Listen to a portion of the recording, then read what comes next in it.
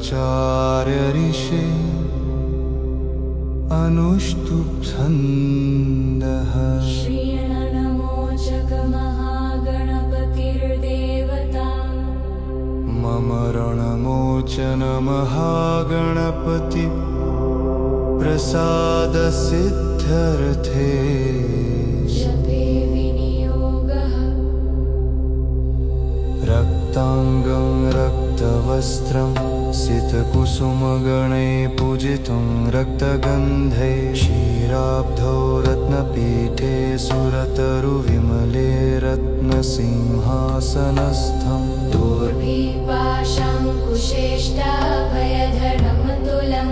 चन्द्रमौलिं त्रिनेत्रं ध्यायेत् शान्त्यर्थमीशं गणपतिममलं श्रीसमेतं प्रसन्नम् नमामि ऋणमुक्तये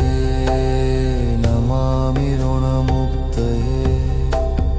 नमामि ऋणमुक्तये महागणपतये नमः स्मरामि देवदेवेशं वक्रतुण्डं महाबलं षडक्षरं कृपासिन्धुं नमामि ऋणमुक्तये एकाक्षरं एकदन्तम् एकं ब्रह्म सनातनम् एकमेवाद्वितीयं च नमामि ऋणमुक्तये नमामि ऋणमुक्तये नमामि ऋणमुक्तये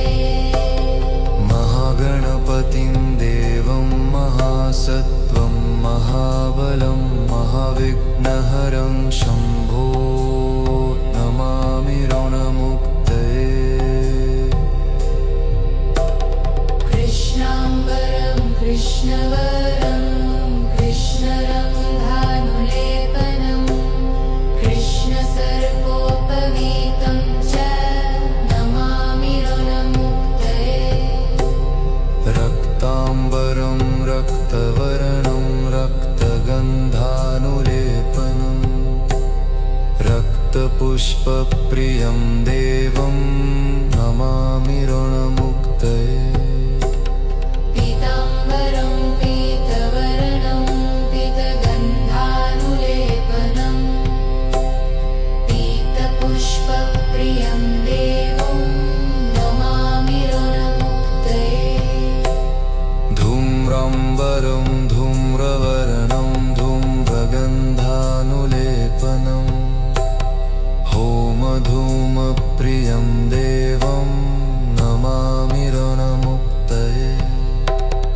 नमामि ऋणमुक्तये